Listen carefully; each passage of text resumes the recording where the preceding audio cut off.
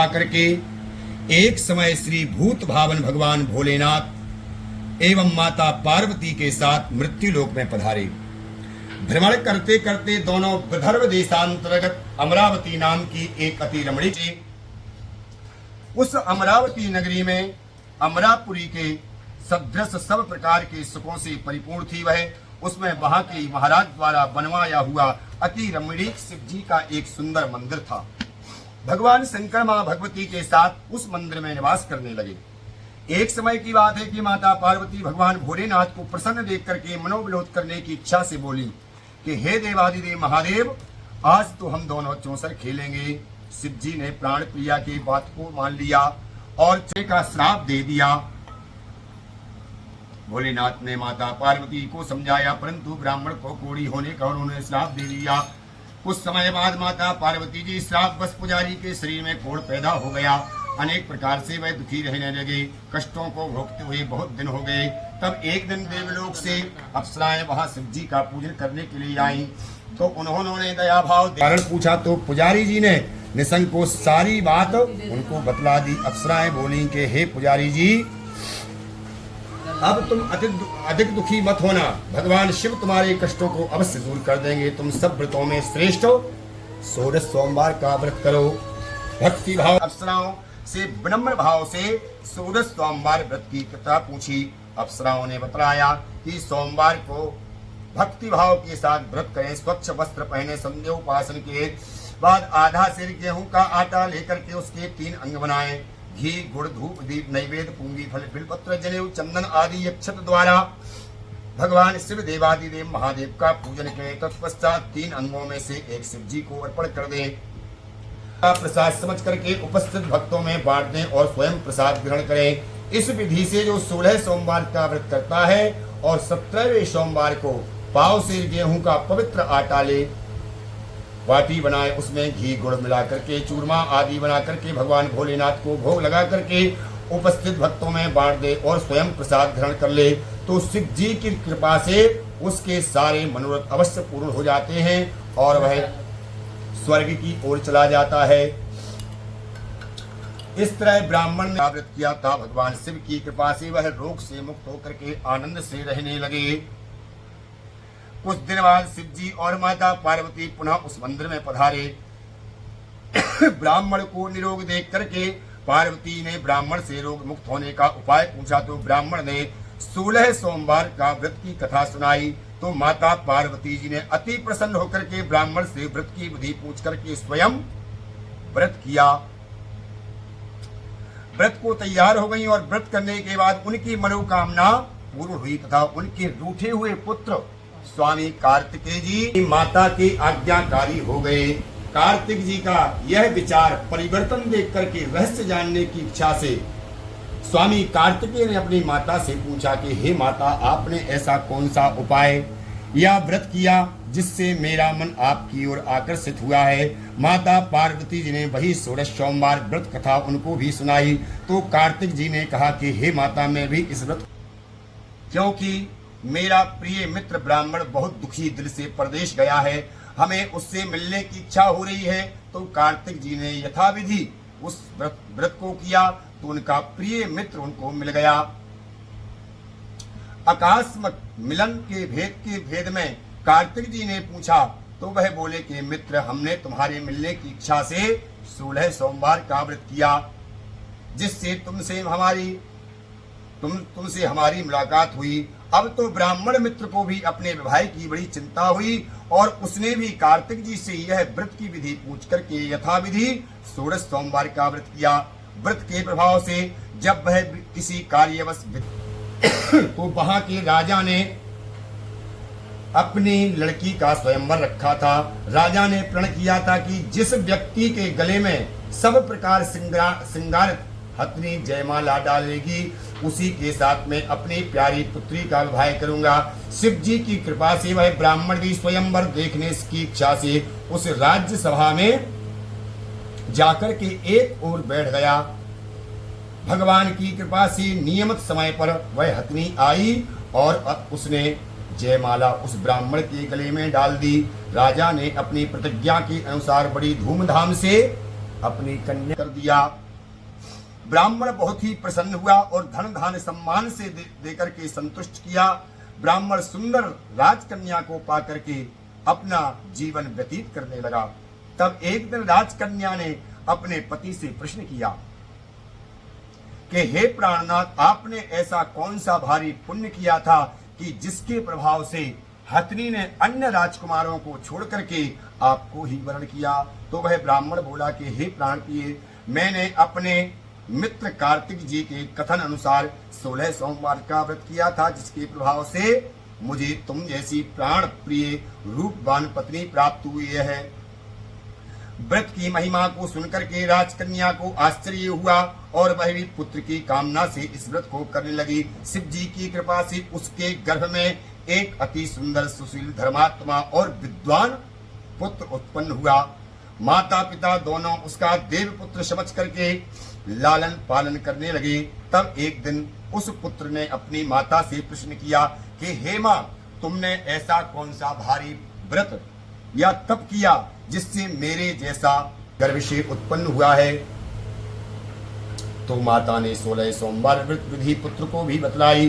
पुत्र ने सब तरह के मनोरथ पूर्ण करने वाले सरल व्रत को सुना और वह राज्य अधिकार पाने की इच्छा से हर सोमवार को यथाविधि व्रत करने लगा। व्रत शुरू होने के बाद एक देश के वृद्ध राजा के दूतों ने आकर के उस राजकन्या के लिए उस बालक को वरण कर लिया। राजा ने अपनी पुत्री का विवाह ऐसे सर्वगुण संपन्न ब्राह्मण युवक के साथ करके बड़ा सुख प्राप्त किया। दिवंगत हो जाने पर इसी ब्राह्मण को युवक को सिंहासन पर बैठाया गया, क्योंकि दिवंगत राजा के यहाँ कोई पुत्र नहीं था। राज्य का उत्तराधिकारी होकर के वह ब्राह्मण पुत्र 16 सोमवार का व्रत हमेशा करता रहा। जब 17वां सोमवार आया तो विप्र पुत्र ने अपनी प्रियतमा पत्नी से पूजन सामग्री लेकर के शिव पूजा के लिए शिवालय में चलने को कहा, परंतु उसकी पत्नी ने उसकी आज्ञा की परवाह न करते हुए दास दासियों के द्वारा पूजन सामग्री भिजवा दी शिवालय में, परंतु स्वयं नहीं गई। जब राजा ने शिव जी का पूजन समाप्त किया तो आकाशवाणी होती है कि हे राजा, इस अपनी पत्नी को तू राज्य महल से निकाल दे, नहीं तो तेरा सर्वनाश कर देगी। आकाशवाणी ऐसा सुनकर के राजा को बड़ा आश्चर्य हुआ और आश्चर्य का ठिकाना ना रहा। उसने तुरंत ही मंत्रागृह में अपने सभा बुलाई और मंत्रियों से कहा कि मुझे शिव जी की आकाशवाणी हुई है कि राजा तू अपनी पत्नी को निकाल दे, नहीं तो यह तेरा सर्वनाश कर देगी। राज्य में मंत्री सभासद आदि सब विस्मय होकर के दुख में डूब गए, क्योंकि जिस कन्या के कारण राजा को यह राज्य मिला है, आज राजा उसी कन्या को निकालने का जाल रच रहा है, ऐसा मन में लोगों के विचार आया। परंतु यह कैसे हो सकेगा। फिर भी राजा ने अपनी पत्नी को राज्य से निकाल दिया। रानी दुख को हृदय में भोगती हुई कोसती हुई नगर से बाहर चली गई।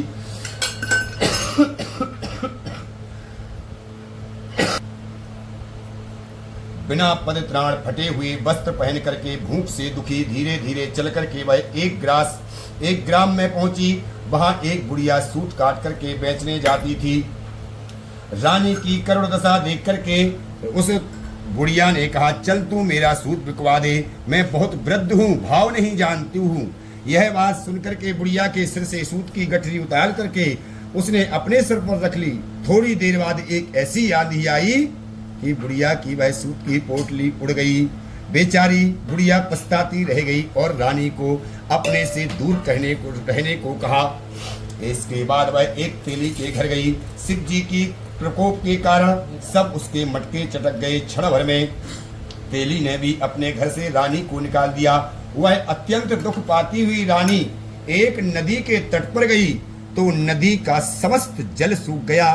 तत्पश्चात रानी एक वन में गई। वहां जाकर के सरोवर में सीढ़ी से उतर करके पानी पीने के लिए गई। हाथ का स्पर्श करते हुए सारे सरोवर में नील के समान जल में असंख्य कीड़े होकर के वह गंदा हो गया। रानी ने अपने भाग्य पर दोषारोपण करते हुए उस जल को पीकर के पेड़ के नीचे शीतल छाया में विश्राम करना चाहा, परंतु रानी जिस पेड़ के नीचे जाती उस पेड़ के पत्ते तत्काल नीचे गिर जाते। वन सरोवर जल की ऐसी दशा देख करके गौ चराने वाले ग्वालों ने अपने गुसाई जी को यह सारी जंगल की स्थिति बताई। यह बात सुनकर के गुसाई जी के आदेश अनुसार ग्वाले रानी को पकड़ करके गुसाई जी के पास लाए। रानी की मुख क्रांति और शरीर की शोभा को देख करके पुजारी जी ने कहा कि हे पुत्री, मैं तुमको अपनी पुत्री के समान रखूंगा, तुम मेरे आश्रम में ही रहो, तुमको किसी प्रकार का कोई कष्ट नहीं होगा। गुसाई जी के वचनों को सुनकर के रानी को धीरज हुआ और वह आश्रम में रहने लगी। रानी जो भोजन बनाती उसमें कीड़े पड़ जाते, जल भर कर के लाती उसमें भी कीड़े पड़ जाते। रानी की यह दशा देख करके गुसाई जी को बहुत दुख हुआ और रानी से बोले कि हे बेटी, तुम्हारे ऊपर कौन से देवता का प्रकोप है जिससे तुम्हारी यह दशा हो रही है। पुजारी जी की बात को सुनकर के शिवजी महाराज का पूजन का बहिष्कार करने की बात बताई तो पुजारी जी ने महादेव से प्रार्थना की और अनेक प्रकार से स्तुति करने के बाद बोले कि पुत्री के सब मनोरथों को पूर्ण करने वाले 16 सोमवार के व्रत को करो, जिसके प्रभाव से तुम्हारे सारे कष्ट अवश्य दूर हो जाएंगे। गुसाई जी की बात को सुनकर के रानी ने 16 सोमवार का व्रत किया और 17वें सोमवार को विधि विधान के सहित भगवान का पूजन किया। उस पूजन के प्रभाव से राजा के हृदय में विचार उत्पन्न हुआ कि रानी को गए हुए बहुत समय व्यतीत हो गया, ना जाने वह कहां कहां भटक रही होगी। उसने ढूंढना प्रारंभ किया। यह सोचकर के रानी की तलाश करने के लिए राजा ने चारों दिशाओं में अपने दूतों को भेज दिया। दूत रानी को ढूंढते हुए गुसाई जी के आश्रम में पहुंचे। वहां रानी को पाकर के पुजारी जी से रानी को अपने साथ ले जाने, परंतु पुजारी जी ने मना कर दिया। दूत चुपचाप लौट कर के राजा के पास आए और राजा को पता बतलाया। रानी का पता पाकर के राजा स्वयं पुजारी जी के आश्रम में गए और पुजारी जी से प्रार्थना करने लगे कि हे महाराज, जो देवी आपके आश्रम में रह रही है वह मेरी पत्नी है और शिव जी के प्रकोप के कारण मैंने इसका परित्याग कर दिया था। आज हम शिव जी के शांत हो जाने के कारण उन्हीं की आज्ञा से इसको लेने आए हैं, इसलिए आप इनको मेरे साथ जाने की आज्ञा दीजिए। गुसाई जी ने राजा के वचनों को सत्य समझ करके रानी को राजा के साथ जाने की आज्ञा दे दी और गुसाई जी की आज्ञा पाकर के रानी प्रसन्न होकर के साथ नगर में आई। नगर वासियों ने नगर के द्वार तथा नगर को तोरण से बंधनमारों से विधिवत सजाया और घर घर मंगल गान होने लगे। पंडितों ने विधि विधान मंत्रों को उच्चारण करके अपनी रानी का राजधानी में स्वागत किया। ऐसी अवस्था में रानी ने पुनः अपनी राजधानी में प्रवेश किया। महाराज ने ब्राह्मणों को अनेक तरह से दान आदि देकर के संतुष्ट किया। याचकों को धन धान देकर के नगरी में स्थान स्थान पर सदा व्रत खुलवाए जहां भूखे लोगों को भोजन मिलता था। इस प्रकार से राजा शिव जी की कृपा के पात्र होकर के राजधानी में रानी के साथ अनेक प्रकार के सुखों को भोगने लगे और सोमवार का व्रत करने लगे। विधिवत शिव पूजन करते हुए इस लोक में अनेक सुखों को भोगने के पश्चात दोनों शिवपुर को चले गए। जो मनुष्य मनसा वाचा कर्मणा भक्ति सहित 16 सोमवार के व्रत एवं पूजन को विधि विधान से करता है वह इस लोक में समस्त सुखों को भोग करके अंत में शिव धाम को जाता है और उसके सारे मनोरथ पूर्ण हो जाते हैं। बोलिए शंकर भगवान बाबा विष्णु बाबा महादेव की।